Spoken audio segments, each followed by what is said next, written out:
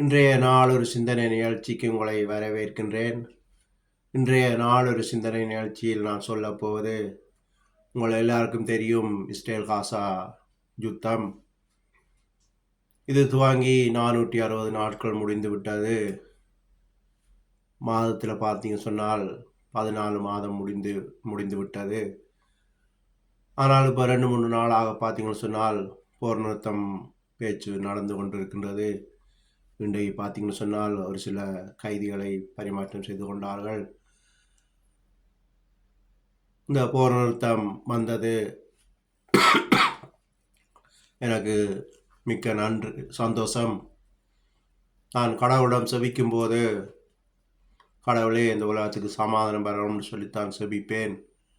அதே மாதிரி இந்த பேச்சுவார்த்தை சமாதானம் வந்தது, சந்தோஷம். ஆனால் இது நீடிக்காது, மீண்டும் யுத்தம் துவங்கும். இனி துவங்குற யுத்தம் இன்னும் பெரிதாக இருக்கும்.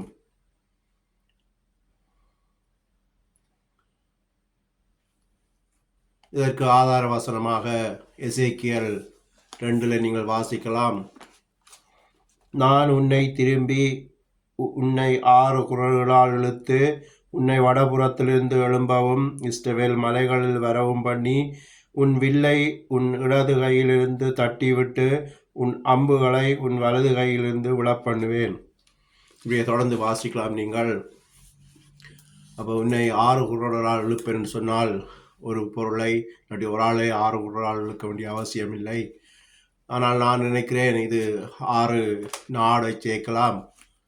6 நாடுகள் என்பதை விட 6 குரூப் என்று சொல்லலாம். எனக்கு தெரிந்து 1 ஹமாஸ், 2வது ஹிஸ்புல்லா, 3வது ஈரான், 4வது துருக்கி, 5வது யமன் படைகள், ஹவுதிகள். இதைத் தொடர்ந்து சிரியாவில் புது கிளர்ச்சி படை சிரியாவை கைப்பற்றினார்கள். இவர்களும் சேர்ந்து 6 குரூப். இவர்கள் திரும்ப போவார்கள் இஸ்ரேலுக்கு எதிராக. இதுதான் பெரிய யுத்தமாக மாறும். அதைவிட இவர்களுடைய ஆயுதங்களை எடுத்து 7 வருடத்துக்கு இஸ்ரேலர்கள் எரிப்பார்களாம். ஆனால் இப்போ முடிந்திருக்கிறது 1.5 வருடமும் இல்லை, இன்னும் 5.5 வருடத்துக்கு இந்த யுத்தம் நடக்கும்.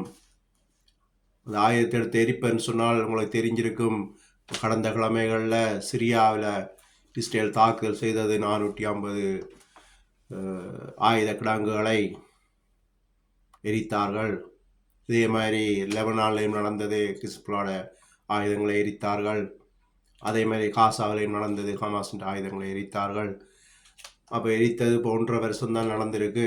இன்னும் 5.5 வருடம் இது தொடரும். அதுதான் அந்த 7 வருடத்துக்கு எரிப்பார்கள் சொல்லி அதை நீங்கள் வாசிக்கலாம். எசேக்கியேல் 9 இஸ்ரவேல் பட்டணங்களில் குடிகள் வெளியே போய் கேடகங்களும் பரிசைகளும் வில்லுகளும் அம்புகளும் வளைதடிகளும் ஈட்டிகளும் ஆகிய ஆயுதங்களை எடுத்து எரிப்பார்கள். 7 வருஷம் அவைகளை எடுத்து எரிப்பார்கள். இப்படியே நீங்கள் தொடர்ந்து வாசிக்கலாம். அப்போ 7 வருடத்துக்கு இந்த ஆயுதங்களை இஸ்ரேலர்கள் எரிப்பார்கள். அதனால் அடுத்த யுத்தம் நடக்க போகுது எங்கேன்னு பார்த்தீங்கன்னு சொன்னால், எசேக்கியேல் 39:12 வாசிக்கலாம். 7 மாதத்துக்கு அந்த உடல்களை எடுத்து இஸ்ரவேலர்கள் எரிப்பார்களாம். அதை வாசித்து காட்டுகிறேன். எசேக்கியேல் 39:12 இஸ்ரவேல் வம்சத்தார் தேசத்தை சுத்தம் பண்ணும்படிக்கு அவர்களை புதைத்து தீர 7 மாதம் செல்லும். இங்கே தொடர்ந்து நீங்கள் வாசிக்கலாம். அப்போ பாருங்கள் எவ்வளவு சனங்கள் அங்கே இறக்க போகிறாள்னு சொல்லி. 6 குரூப்லேயும் அவ்வளோ பேர் இருப்பார்கள். அவர்கள் அங்கு போய் இறப்பார்கள். அந்த உடல்களை எடுத்து இஸ்ரவேலர்கள் அடக்கம் பண்ணுவார்களாம் 7 மாதத்துக்கு. அப்போ அந்த யுத்தம் அங்கு நடக்கும். இதில் அவர்கள் விழுவார்கள்.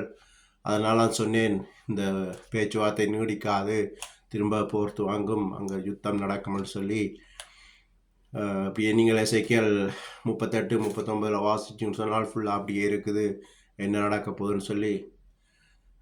அதை விட பறவைகளை ஒரு யாகத்துக்கு கூப்பிட்ற மாதிரி பைபிள் இருக்கிறது.